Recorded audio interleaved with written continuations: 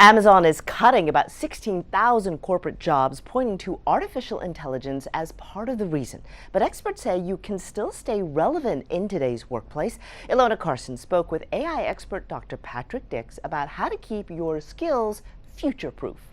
When people hear AI replacing jobs, it's natural that fear would set in. How big of a warning sign is it for workers outside of the tech world?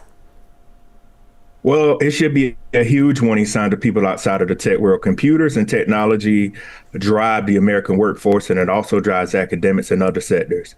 And if I was in one of the industries I'm about to list, I made a list of them. If I worked in a call center, if I was a banker, if I was a receptionist, a financial budget analyst, worked in fast food or manufacturing, those are all industries beside the tech industry to where artificial intelligence and automation can replace people.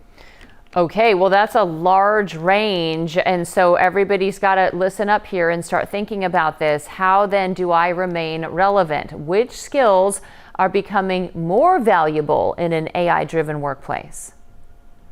In the AI-driven workplace, I want everybody to think about this: critical thinking skills, problem-solving skills, communication skills, and being able to think on the fly. Across the United States, we just had cold winter, we had snow some places, and we had power out. What that is representing is people that can critically think. What is that? That is also representing people that communicate, because once the power went out and we had to get linesmen or lineswomen around to help get the power up, that came down to being able to thinking on your feet, being able to fix issues, being able to communicate, and also deal with social interactions. Much of what happened over the United States over these past couple of days relating to the snowstorm, artificial intelligence could not fix that. That relied on the problem solving, the social skills, communication skills, and being able to deal with people. Okay. So you talk about a 3-step AI job survival kit. Let's talk about that first step. What should everybody think about doing? The first step, to start off, what I think we're doing as a society, we're putting people at a major disadvantage. Many people don't even know what artificial intelligence and automation is. That would be the first step if I was trying to get into the workforce, or if I was in the workforce. We have to understand, what are these two technologies?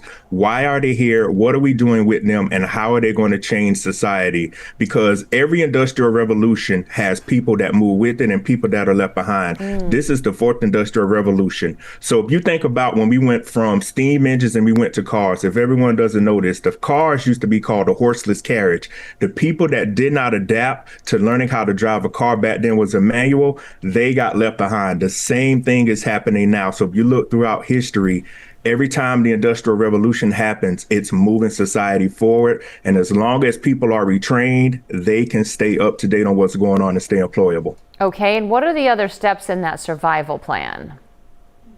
The second step I would take would be to take those free courses. I mentioned Coursera, I mentioned Google, I mentioned a couple of other ones. So what I want people to think about this: if you currently work at a job, you could talk to human resources. They have money allocated to help you with training and certifications. And the other thing is, if there is no funds for training and certifications, people are really going to have to invest in themselves. The problems that right now that we are facing in society, you are going to have to invest to get out of them. It is not going to happen by itself. So if you have to go in the hole a little bit, I know that's difficult for people to hear, but you are going to have to invest in yourself to make sure you are adequately prepared and your family members. And the last step I would do is, once I get those certifications or while I'm in the process, I would look and see what new jobs are being created and how my skills transfer to those new jobs, because it's going to be continuous education. It's going to be continuous training to make sure that you're able to stay employed,